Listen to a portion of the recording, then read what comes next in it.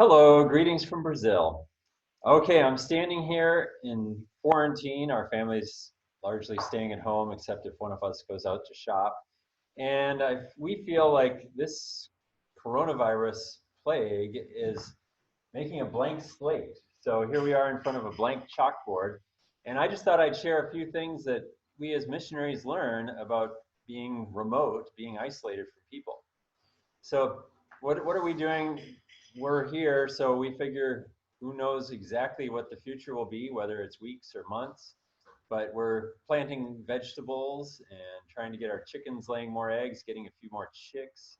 Yeah, we're just life in a small farm, trying to keep things progressing to move ahead. Because up till now we've, not done too much aside from a bit of gardening. So one thing, missionaries, we always need to communicate. And for years we've used Skype, but lately Zoom's taken over. I'm sure you're seeing Zoom in the news. If you would like to try it, it's pretty easy to figure out, but I'd love to show you.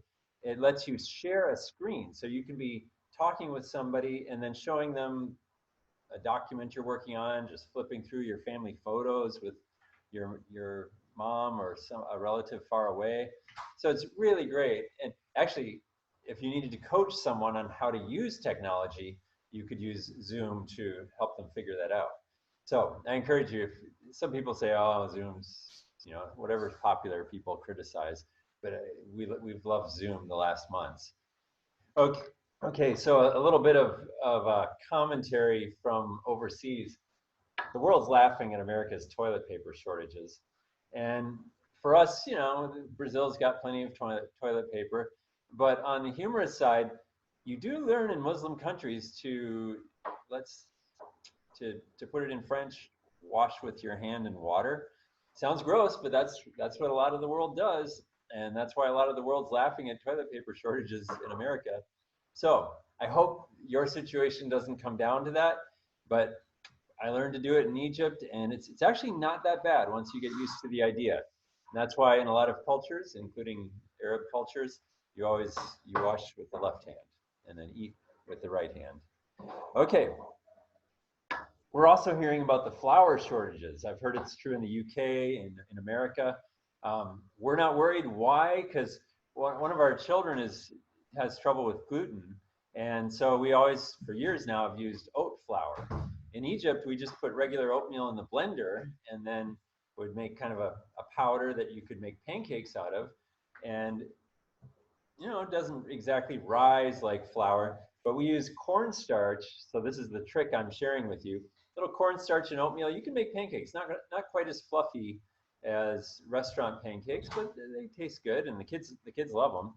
We also make with just regular oatmeal. We make banana fritters. Just take a bunch of bananas. They can be ripe or just regular, and then mash them up, mix them with oatmeal and an egg or two, a little bit of salt, and sometimes we put in molasses, and then just fry them. And so that's why we call them fritters. Kids love them. You can freeze them. So flour shortages, turn back to oatmeal. Okay, our church, just like yours, has probably gone to online services. So that means communion at home.